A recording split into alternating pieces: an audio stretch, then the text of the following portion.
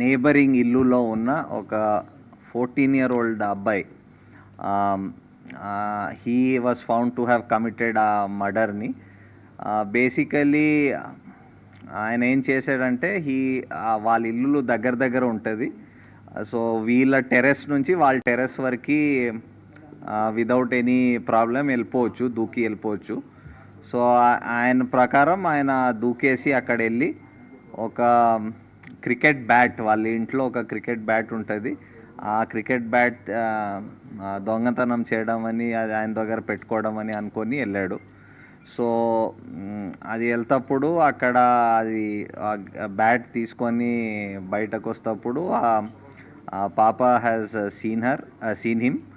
చూసినాక వెంటనే అరిచింది. అరిస్తే ఈయన భయపడి ఇమీడియట్లీ ఆమెకి అక్కడ ఇంట్లో బెడ్రూమ్లో తోసేసి అక్కడ ఆయన దగ్గర ఉన్న